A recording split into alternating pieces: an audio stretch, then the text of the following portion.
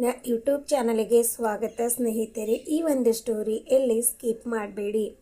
ಆ ತಾಯಿಯು ಪ್ಲಾಟನ್ನು ಖರೀದಿ ಮಾಡಿದಳು.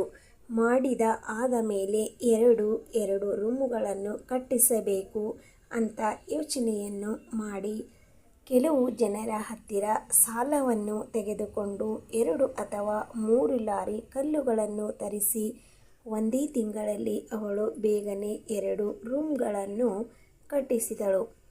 ತನ್ನ ಮಾವನ ಮನೆಯಲ್ಲಿ ಮಾಡ್ತಾ ಇರುವ ಉದ್ಯೋಗವನ್ನು ಬಿಟ್ಟು ತನ್ನ ಸ್ವಂತ ಮನೆಗೆ ಬಂದು ಉದ್ಯೋಗವನ್ನು ಪ್ರಾರಂಭಿಸಿದಳು ಆ ತಾಯಿ. ಅದೇ ಥರ ಆಮೇಲೆ ಹಿಂದೊಂದು ವಿಡಿಯೋದಲ್ಲಿ ನಾನು ಹೇಳಿದ್ದೆ, ಅವಳ ಹೊಟ್ಟೆಯಲ್ಲಿ ಗಡ್ಡೆಯಾಗಿದ್ದ ಕಾರಣಕ್ಕೆ ಆಪರೇಷನ್ ಆಗಿತ್ತಂತ.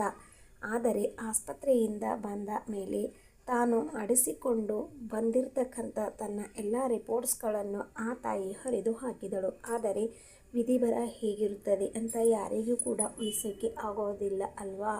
ಅದಕ್ಕಾಗಿ ಅದೇ ಥರ ಮತ್ತೆ ಆ ತಾಯಿಯ ಹೊಟ್ಟೆಯಲ್ಲಿ ಗಡ್ಡೆ ಆಗಿಬಿಟ್ಟಿತು. ಅದೇ ಥರ ಪದೇ ಪದೇ ನೋವು ಅವಳಿಗೆ ಆಗ್ತಾ ಇತ್ತು. ಅದಕ್ಕಾಗಿ ಮತ್ತೆ ಆ ತಾಯಿಯು ಆಸ್ಪತ್ರೆಗೆ ಹೋಗಬೇಕಾದ ಸಂದರ್ಭ ಬಂದು ಒದಗಿತು.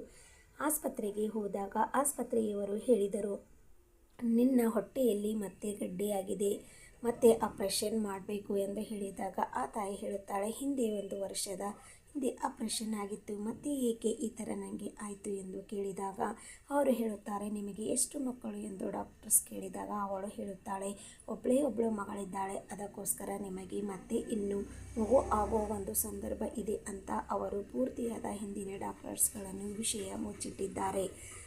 ಅದಕ್ಕಾಗಿ ಡಾಕ್ಟರ್ಸ್ಗಳನ್ನು ನಿಮಗೆ ಹೇಳಿಲ್ಲ. ಅದಕ್ಕಾಗಿ ನಾನು ಪೂರ್ತಿಯಾದ ವಿಷಯಗಳನ್ನು ಹೇಳುತ್ತೇನೆ ಕೇಳಿ. ನಿಮ್ಮ ಹೊಟ್ಟೆಯಲ್ಲಿ ಮಗುವನ್ನು ಹೊಟ್ಟೆಯಲ್ಲಿ ಮೂಡಿದಾಗ ಆ ಮಗು 3 ತಿಂಗಳ ಆದ ಮೇಲೆ ಆ ಮಗು ನಿಮಗೆ ಗಡ್ಡೆಯಾಗಿ ಕನ್ವರ್ಟ್ ಆಗ್ತಾ ಇರುತ್ತದೆ.